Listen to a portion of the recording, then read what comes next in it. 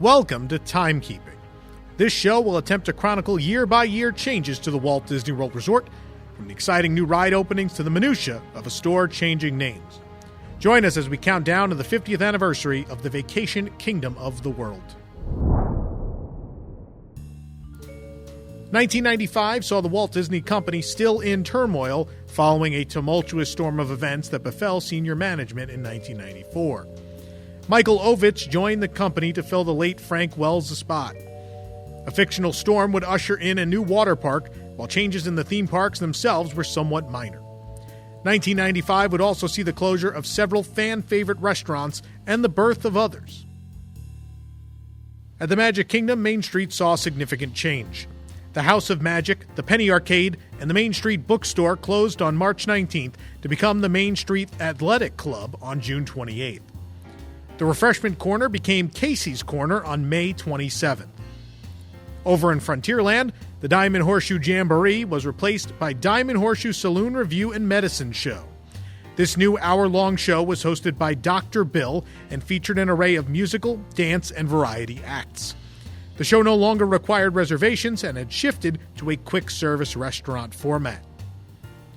After a short closure of Space Mountain in January, the ride reopened with the exit ramp scenes rethemed to the new sponsor, FedEx.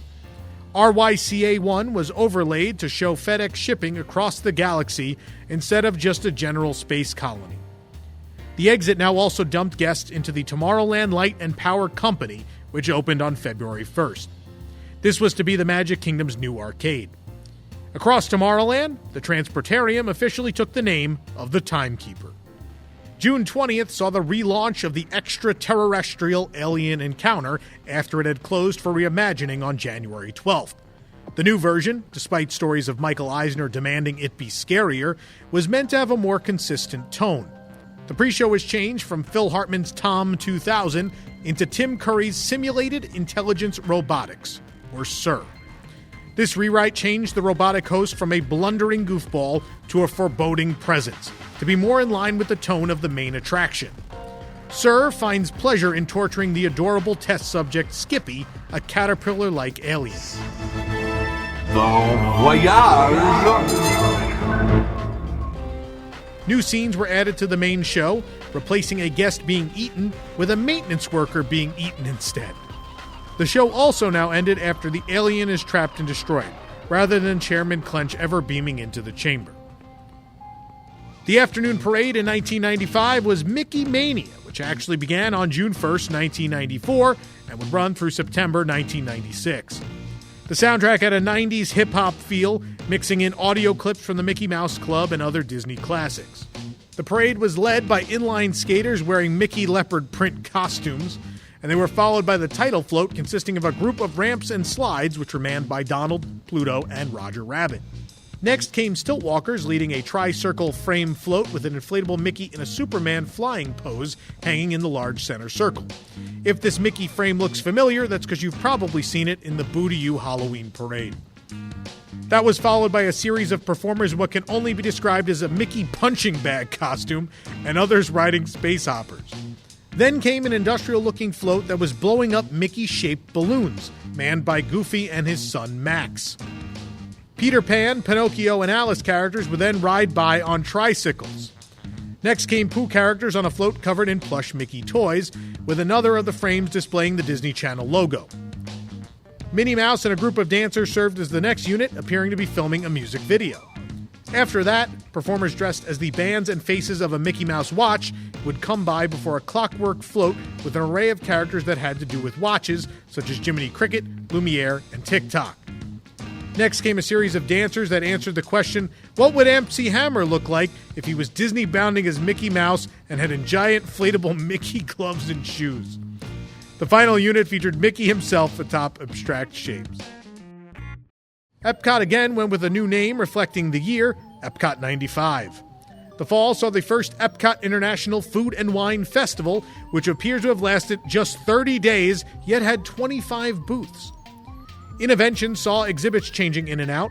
The Imagineer Labs and Lego closed at some point, and the Magic House Tour shut down in the spring.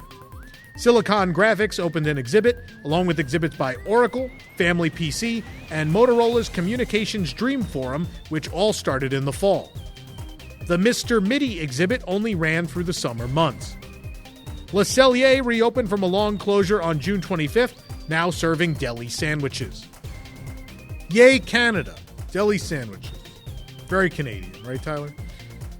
Over at The Land, Symbiosis closed right after the new year and reopened January 21st as Circle of Life, an environmental fable. The new version of the film, which recycled much of the original footage, now focused on Timon and Pumbaa trying to open a resort and Simba describing the environmental damage that projects like that could do. Aside from Simba, voiced by Cam Clark, the original voice actors all came back for the animated feature. Over at the Disney MGM Studios, The Spirit of Pocahontas opened in the Backlot Theater on June 23rd. The show opened with Steady as the Beating Drum, as performers dressed as the Powhatans dance and harvested crops and other props. The show's narrator then addresses the audience, welcoming them to the story of Pocahontas. This is followed by Just Around the River Bend.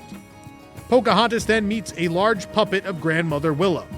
The narrator introduces that the English have arrived, and the tribe sings the Virginia Company with stick figures dressed as the Europeans. A real John Smith appears after his introduction and sings his portion of Mine, Mine, Mine. The two leads meet, and Pocahontas introduces Smith to Grandmother Willow. Pocahontas then sings Colors of the Wind, and the narrator explains the simplified conflict between the English and the Powhatans, and the stick figure English sings Savages. The battle is put on like the Powhatans putting on a play until Pocahontas saves John Smith, and the show ends with a repeat of Colors of the Wind. The Pizza Planet Arcade took over the space housing the previous arcade on December 15th. The Teenage Mutant Ninja Turtles would end their run in the park on May 31st, and Ace Ventura Pet Detective Live in Action began a show on New York Street in November. The show featured Ace being introduced before rappelling down from the roofs to address the audience.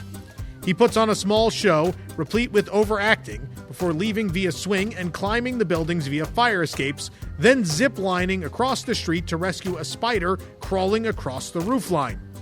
The spider attacks Ace, and after he subdues it, he appears to fall backwards off of the building, but then appeared for meet and greets. The show took place on one side of the streets of America and included a small set of Ace's office. Aladdin's Royal Caravan Parade ended its 3-year run on August 27th, replaced by the Toy Story Parade on November 22nd. The Green Army Men kicked off the parade on a float imitating the Iwo Jima flag raising. The next float featured large moving reproductions of Potato Head and Ham, with performers dressed as monkeys in a barrel. After that came Buzz Lightyear standing atop his rocket ship box on a float covered in the little three-eyed aliens, surrounded by dancers in costumes recycled from Splashtacular. Next came more Green Army Men driving a Hot Wheels car while carrying the walkie-talkie. The finale featured Rex and Woody on a float with a variety of the secondary toys. 1995 would also mark the debut of the Osborne Family Spectacle of Lights. This holiday tradition was acquired by Disney from Jennings Osborne after his personal Christmas light display prompted several lawsuits. This instant hit was originally presented along Residential Street on the Backstage Studio Tour, prompting the ride to close in the evening so that guests could wander the streets on foot. Walt Disney World opened its third water park on April 1st. Themed around a failed attempt at a Florida ski resort, Disney's Blizzard Beach was centered around Mount Gushmore, the mountain containing most of the park's slides. The main attraction is Summit Plummet, a 120-foot tall free-fall slide that looks to be a ski jump.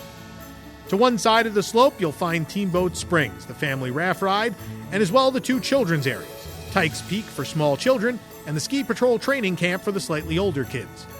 On the other side, there's Slush Gusher, a 90-foot body slide, Toboggan Racers, the toboggan-style mat slides, and Snow Stormers, the more winding mat slides. Runoff Rapids, the 3-tube slides, are towards the back of the mountain. Along the base of the mountain, guests could find the chairlift they would use to get to the slides at the very peak, as well as Meltaway Bay, the wave pool, and Cross Country Creek, the lazy river. Guests had 3 food options. Avalunch served hot dogs and ice cream, while the Warming Hut served the vastly different menu of Italian sausages and ice cream. For a wider variety, including pizza, sandwiches, and pasta, there was Lotta Wada Lodge. Why all of Blizzard Beach needed Italian-style food is beyond anyone. Merchandise was sold at the Beach Haas, while lockers and towels could be rented at Snowless Joe's. The park featured a mascot character that played heavily into the theme and merchandise of the time, the Ice Skater. Between the Grand Floridian and the Polynesian, the Wedding Pavilion opened on July 15th. The first actual wedding had occurred as part of a television special, Weddings of a Lifetime, on June 18th. The venue could hold 250 guests and was designed to feature a view of Cinderella Castle as a backdrop to the ceremonies. Attached to the pavilion is Frank's, the planning area that was named after Martin Short's wedding planner character from the 1991 hit film Father of the Bride. Over at the Polynesian, Ohana replaced Papiti Bay Veranda on April 12th.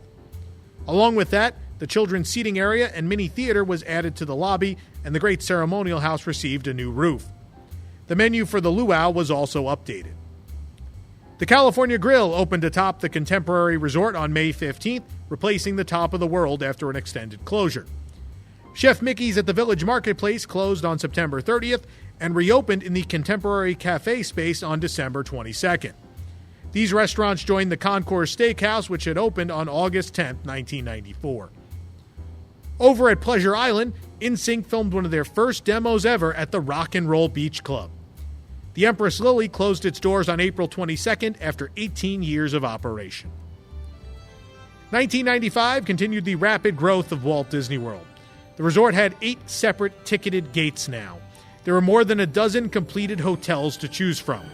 New shows kept all the parks fresh, even with no major new attractions opening. The resort's silver anniversary was just around the corner, and Disney World had a plan for that would certainly take the cake.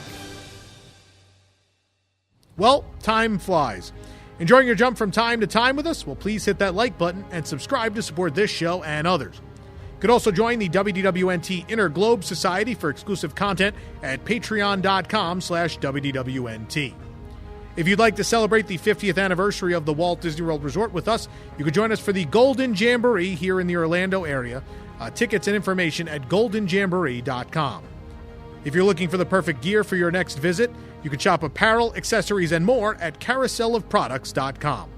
We'll see you real soon here on Timekeeping.